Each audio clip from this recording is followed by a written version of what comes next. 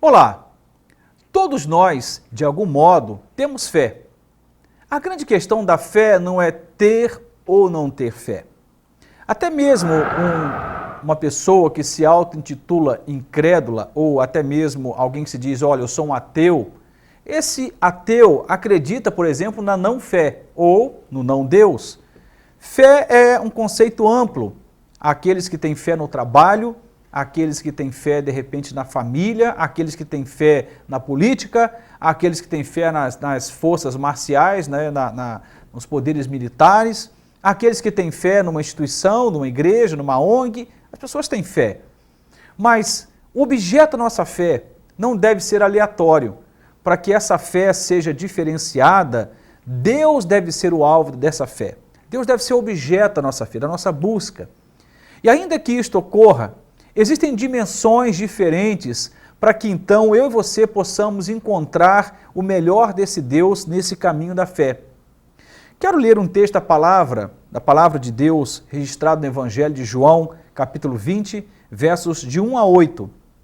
Uma narrativa que vai contar um pouquinho do momento em que Cristo, agora morto, mas nesse momento o sepulcro vazio, em que Maria Madalena chega e encontra aquilo que já havia sido apregoado anteriormente. A notícia clara de que o sepulcro não iria reter o Senhor dos Senhores. Falamos então da ressurreição de Cristo.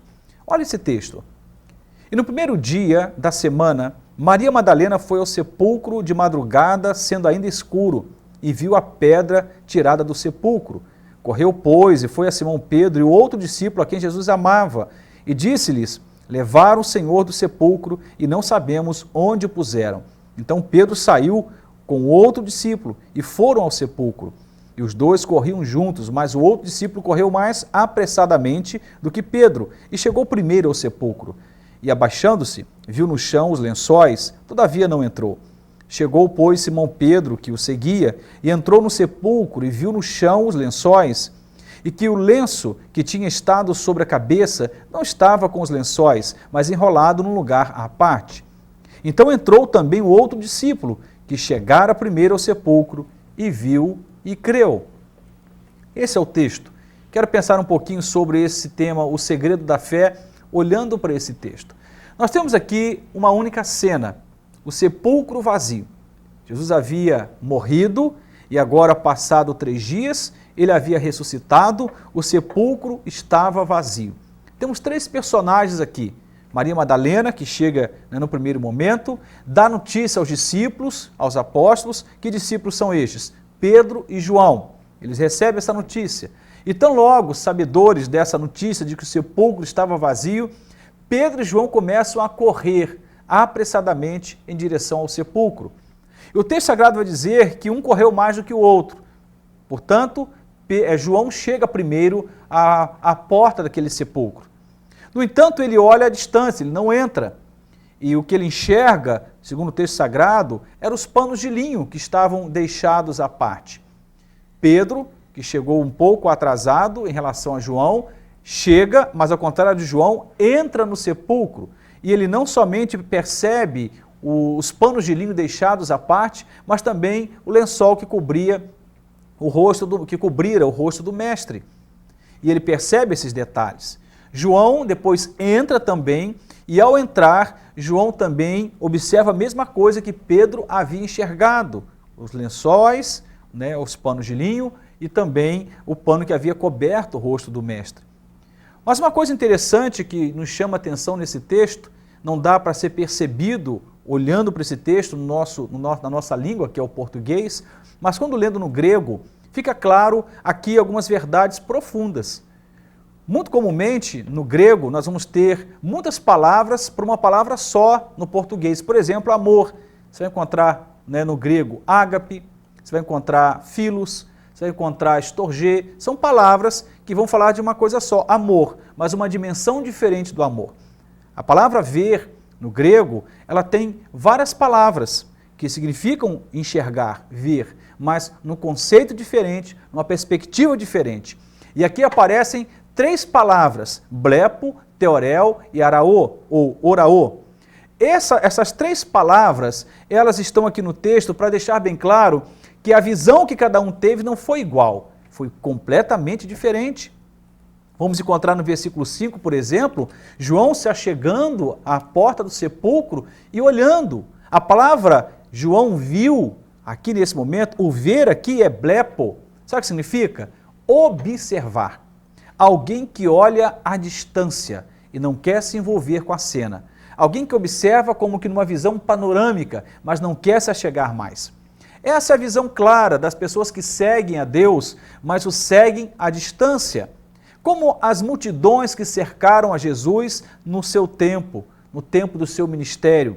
Estavam sempre por ali, em busca de um milagre, em busca de um favor, em busca de uma dádiva, mas não havia necessidade de se envolver. Eles não queriam isto. Isso é tão verdade que num dado momento em que Jesus havia multiplicado os pães e os peixes, registrado no Evangelho de João, capítulo 6, vamos encontrar Jesus dando um discurso duro logo após a multiplicação dos pães e dos peixes. Jesus se apresenta como o pão da vida e fala, olha, quem comer desse pão jamais voltará a ter fome. Ele se apresenta e dá uma dura naquela multidão e diz, vocês precisam correr atrás da comida que não perece, mas que permanece para a vida eterna. Ele falava dele mesmo, o pão da vida, do qual o povo, a multidão deveria se alimentar e não fazia. Nesse momento a Bíblia diz que a multidão começa a se dispersar. Todos vão embora, sobrando apenas os 12. Ele ainda pergunta aos 12, vocês querem ir embora também? Porque se quiser pode ficar à vontade. Pedro, olhando para aquela situação, diz, não, Senhor, não podemos ir. Para onde iremos nós, se só tu tens palavras de vida eterna? Portanto, naquele momento estamos vendo ali de forma clara que há uma multidão que até acompanha Jesus, até recebe seus milagres, mas são observadores à distância, não querem se comprometer, não querem se envolver, são apenas observadores. Essa é a posição que João ocupa, não que essa fosse a motivação de João, mas o texto aqui vai mostrar que ele viu, blepo, ver como observar, como ver à distância, um ver panorâmico, mas não se achegando para mais perto. O texto prossegue no versículo 6, vai dizer que Pedro também, ele viu, mas Pedro, ao contrário, ele entra no sepulcro, ele se dá conta dos detalhes, ele percebe aonde estavam os panos de linho, mas também percebe o lençol que cobria o rosto do mestre, e ele consegue ver detalhes que João não tinha visto a uma certa distância. Aí aparece uma outra palavra no grego para tradução de viu no nosso português, que é a palavra theorel, que significa contemplar. Não é apenas observar, contemplar. Para você entender um pouco melhor essa palavra, seria a perspectiva de um poeta, de um artista. Imagina alguém que queira pintar uma tela belíssima e observa a natureza. Ele vai observar detalhes riquíssimos que alguém que passou uma olhadinha rápida jamais poderia perceber.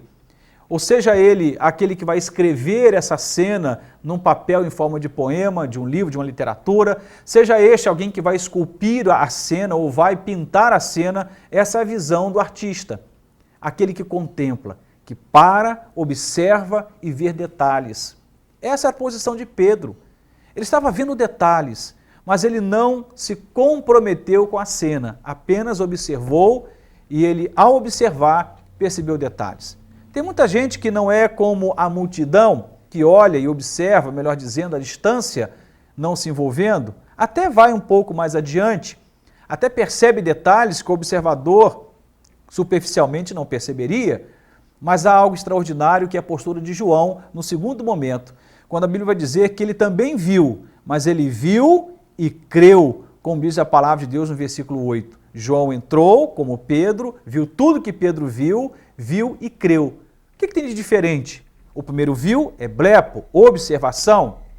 Aí temos o segundo viu, que é theorel, que é contemplação. Agora temos a última expressão, a última palavra no grego, que é araô, que significa muito mais do que observar ou contemplar, mas compreender.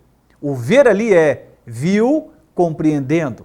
Isso significa também dizer que ele se comprometeu, ele se envolveu, ele tocou naquele lugar, ele sentiu a poeira, a textura do lugar, ele se envolve com a cena, ele se aproxima de uma proporção tão grande que aquilo gera fé no seu coração. Temos aqui 3 estágios da fé. A fé que vê Deus e o seu reino à distância, não se envolvendo. A fé que se aproxima um pouco mais e até contempla, e até fala bem, e até escreve, pinta, né, descreve, mas não se compromete. Mas há uma fé que Deus nos chama para exercitá-la. E aqui está o grande segredo da vida cristã. Quando eu dou o tema Segredos da Fé, ou Segredo da Fé, está aqui o grande segredo. Deus nos convida a sermos discípulos, a nos envolvermos, a nos comprometermos, a nos entregarmos. A Bíblia diz que aquele que quer seguir a Jesus deve negar-se a si mesmo todos os dias, tomar a sua cruz todos os dias e segui-lo. Isso fala de comprometimento. É mais ou menos algo que dá para entender quando percebemos um namorado enrolando uma namorada. Ela com a expectativa de contrair núpcias, se casar, ter uma família, e ele enrolando. Dias, meses, anos. E ela está querendo comprometimento. O amor dela, né, a convoca para se comprometer. O amor dele não, é um amor superficial. Podemos ver como observadores, podemos ver como contempladores, mas podemos ver compreendendo, nos envolvendo, nos comprometendo. E é esse tipo de fé que Deus espera de mim e de você. Se nós não conseguimos entender a vontade de Deus, muitos me procuram e dizem, pastor, o que eu faço? Não sei o que eu devo fazer, já tenho orado, mas não sei qual é a vontade de Deus. Se eu caso ou não caso, se eu troco de veículo, se eu mudo de casa, se eu faço tal viagem, se eu faço tal cirurgia, se eu faço tal tratamento, e as pessoas estão cheias de dúvidas. Como eu vou saber qual é a vontade de Deus? Só tem um jeito, se comprometendo com o Senhor, se envolvendo com o Senhor, se entregando ao Senhor. Sabe, isto é uma dimensão de fé diferenciada. Quero te dar um detalhe importante, depois você, na sua casa, leia com carinho. Leia Apocalipse. Você vai encontrar que Deus contou segredos para João, porque esse João que está aqui é o João de Apocalipse. Deus contou segredos para João que ele não contou para ninguém. Deus quer contar os seus segredos para mim e para você.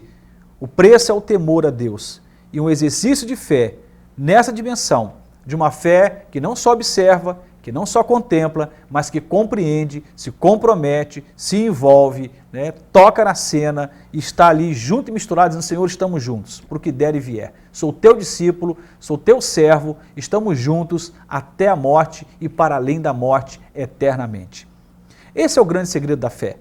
Podemos ter fé, e muitos têm, eu diria praticamente todos têm algum tipo de fé, mas é essa fé que João exercitou, que vai transformar a sua vida, que vai mudar a perspectiva da vida e do futuro, que vai te apontar caminhos novos, que vai te trazer um entendimento claro do que a Bíblia chama de vida abundante. O meu desejo é que você percorra esse caminho. Em algum momento, Deus vai abrir o coração dele para você, pela palavra, pelo Espírito Santo, e você vai começar a compreender qual é a sua vontade, que segundo a Bíblia é boa, agradável e perfeita. Deus te abençoe em nome de Jesus.